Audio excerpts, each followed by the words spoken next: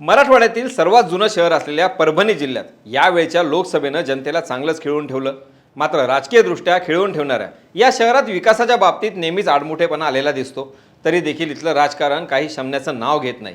एकनाथ शिंदे यांनी बंड केल्यानंतर परभणी विधानसभा मतदारसंघाचे आमदार आणि लोकसभा मतदारसंघाचे खासदार दोघेही उद्धव ठाकरे यांच्यासोबत राहिले आहेत. याचाच फायदा महाविकास आघाडीला लोकसभेत झाला. या मतदारसंघातून शिवसेना ठाकरे गटाचे संजय जाधव विजयी झाले आहेत. त्यांनी महायुतीचे उमेदवार महादेव जानकर यांच्यासह वंचितचे उमेदवार हवामान अभ्यासक पंजाबराव डक यांचा पराभव केला. त्यामुळे परभणी जिल्ह्याशी कुठलाही संबंध नसताना महादेव जानकरांना उमेदवारी देणं हे महायुतीला चांगलंच भोवल्याचं दिसून आलं आहे. आता या सगळ्या लोकसभेच्या परिस्थितीचा आगामी विधानसभेवर चांगलाच परिणाम होणार आहे, अशी परिस्थिती सध्या परभणी जिल्ह्यात आहे.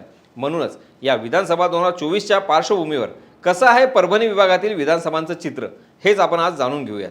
विधानसभा 2024चा लेखाजोखा मांडूयात. नमस्कार, मी स्वप्नील आणि आपण पाहतात त्याचं काय महाराष्ट्र. तर मंडळी, जगात जर्मनी आणि भारतात परभणी म्हणून ओळखल्या जाणाऱ्या परभणी लोकसभा मतदारसंघात परभणी जिल्ह्यातील 4 मतदारसंघ आणि जालना जिल्ह्यातील 2 मतदारसंघांचा समावेश होतो. परभणी जिल्ह्यातील पाथरी, जिंतूर, गंगाखेड आणि परभणी हे 4, तर जालना जिल्ह्यातील परतूर आणि घनसावंगी हे 2 विधानसभा मतदारसंघ परभणी लोकसभा मतदारसंघात समाविष्ट आहेत.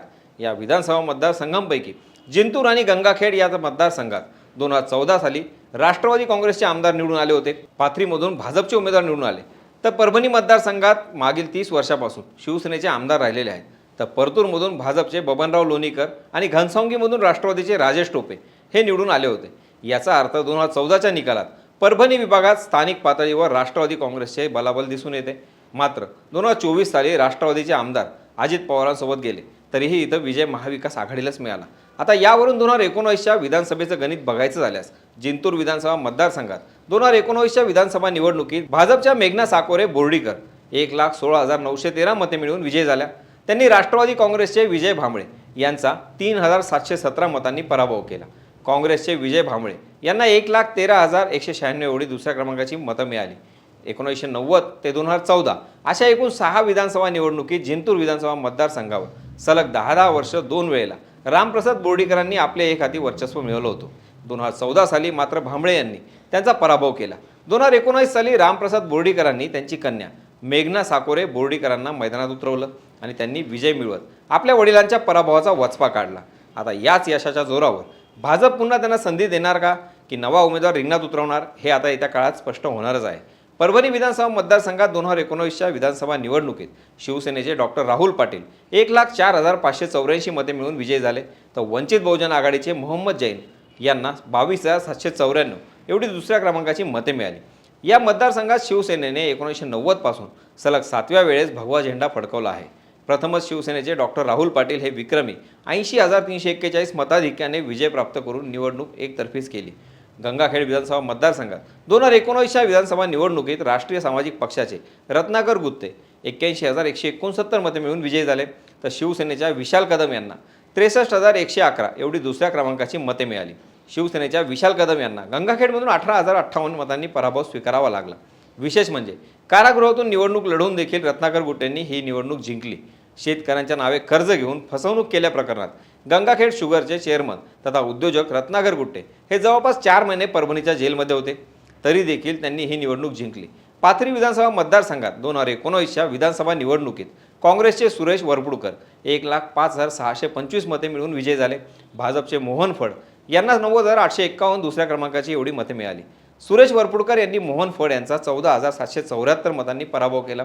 भाजपचे मोहन फड यांनी 5 वर्षाच्या कार्यकाळात मतदारसंघात विकास कामे केली, आरोग्य सेवेचंही मोठं योगदान दिलं होतं. मात्र त्यांना शिवसेनेच्या स्थानिक नेत्यांच्या नाराजगीचा फटका बसला. दुसरीकडे सुरेश वरपुडकर यांनी राष्ट्रवादी काँग्रेसच्या मदतीने तगडी प्रचार यंत्रणा उभारली आणि विजय खेचून आणला. यासोबत शेतकऱ्यांची सुप्त नाराजगीसुद्धा भाजपच्या विरोधात गेली आणि याचा वरपुडकर यांना फायदा झाला. परतूर मतदारसंघात भाजप महायुतीचे उमेदवार बबनराव लोणीकर व काँग्रेस आघाडीचे उमेदवार सुरेशकुमार जेथलिया यांच्यात सरळ लढत झाली. भाजपचे बबनराव यादव लोणीकर 1,06,321 मते मिळवून विजयी झाले.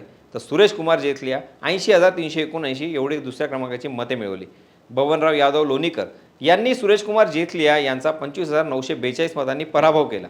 2014च्या निवडणुकीतही चौरंगी लढतीतही प्रतिस्पर्धी जेथलिया यांच्यापेक्षा कमी मताधिक्याने लोणीकरांचा निसटता विजय झाला होता. घनसावंगी विधानसभा मतदारसंघात 2019च्या विधानसभा निवडणुकीत राष्ट्रवादी काँग्रेसचे राजेश टोपे 1,07,849 मते मिळून विजयी झाले, तर शिवसेनेचे हिकमत उडान यांना 1,04,400 एवढी मते मिळाली. राजेश टोपे हे या निवडणुकीमध्ये 3409 एवढ्या मतांनी विजयी झाले. राष्ट्रवादीचे माजी मंत्री राजेश टोपे यांनी घनसावंगी मतदारसंघ सलग 4 वेळेस आपल्या ताब्यात ठेवला आहे. 5व्या वेळेस यंदा झालेल्या निवडणुकीत टोपे यांना शिवसेनेचे उमेदवार हिकमत उडान यांनी तगडे आव्हान दिले होते.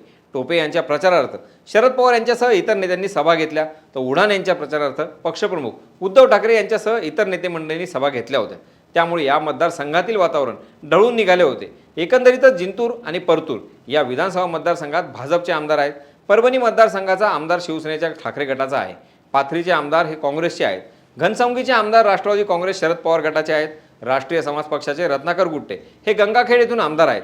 म्हणजे भाजप वगळता कुणाचेच 2 आमदार या लोकसभा मतदारसंघात नाहीत. असं असूनही इथं लोकसभेला भाजपची ताकद दिसून आली नाही. शिवसेनेच्या शिंदे गटाचा फारसा प्रभाव परभणीत दिसून आलेला नाही. शिवसेनेचा कोणताही बडा नेता हा शिंदे गटात गेला नाही. काही दिवसांपूर्वी माजी उपमहापौर माजूलाला हे शिंदे गटात गेले, मात्र त्यांचा लोकसभेवर काही परिणाम झालेला दिसून आला नाही. त्यामुळे या विधानसभेत परभणीतील विभागांवर झेंडा फडकवण्यासाठी महाविकास आघाडी आणि महायुती कशी रणनीती आखतात हे बघणं खूप महत्त्वाचं ठरणार आहे. विधानसभेच्या दृष्टीनं घडणारी प्रत्येक घडामोड आम्ही तुम्हाला सांगणारच आहोत, पण त्याआधी परभणीमधील विधानसभाबद्दल तुमची प्रतिक्रिया कळवायला विसरू नका. बाकी राजकारणाच्या आखाड्यात आपली नजर कायम असणार आहे, तेव्हा कुठेही जाऊ नका, पाहत राहा आणि सबस्क्राईब करा. त्याचं काय महाराष्ट्र.